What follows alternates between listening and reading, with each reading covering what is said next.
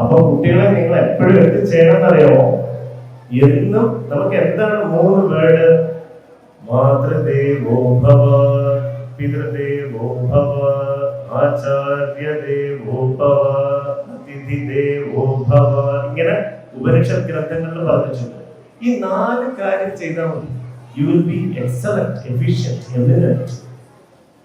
ആചാര്യദേവോ ഭവ, ആചാര്യന്മാർ, അതായത് സ്കൂളിൽ പഠിപ്പിക്കുന്ന ടീച്ചറിനെ ദേവോ ഭവ, അതായത് ദൈവമായി കാണണം.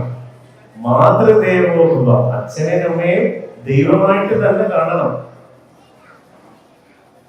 പിതൃദേവോ ഭവ, അതിഥി ദേവോ ഭവ, ഗസ്റ്റ്, നിങ്ങളുടെ ഫ്രണ്ട്സിനെ എല്ലാവരെയും ദൈവങ്ങളായിട്ട് തന്നെ കാണണം. അപ്പോ ഈ ഇത്രയും കാര്യങ്ങൾ ഉണ്ടെങ്കിൽ നിങ്ങൾക്ക് ലൈഫിൽ എക്സലന്റ് ലെവലിൽ വരാൻ പറ്റുന്ന പറയുന്നു.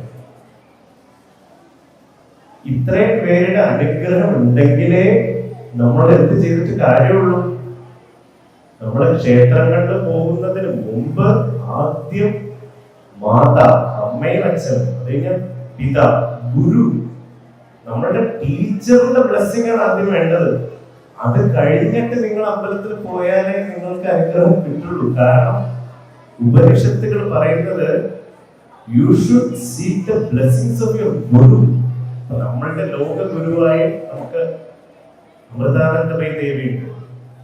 അതുപോലെ നമ്മളുടെ സ്കൂളിലുള്ള ടീച്ചേഴ്സും നമ്മളുടെ ഗുരുനാഥന്മാരും അച്ഛനമ്മ, ഇവരെ നമ്മൾ വന്ദിക്കുക തന്നെ ചെയ്യണം. നമ്മൾ നമസ്കരിച്ചത് കൊണ്ട് ഒരു തെറ്റില്ല. അതാണ് നമ്മളെ മഹാന്മാരാക്കി തീർക്കുന്നത്. ഇനി വേറൊരു ക്വസ്റ്റ്യൻ ചോദിക്കാം. Who will know about Dr. APJ Abdul Kalam? Good. Even APJ Abdul Kalam had this character, of seeking the blessing from his school teachers, and that made him eminent.